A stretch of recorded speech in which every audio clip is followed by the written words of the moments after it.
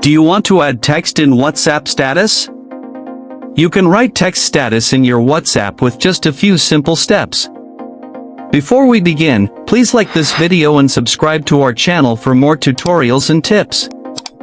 I've also included some helpful tools and apps in the description, so be sure to check them out. To add text in WhatsApp status. First, open the WhatsApp application on your mobile device.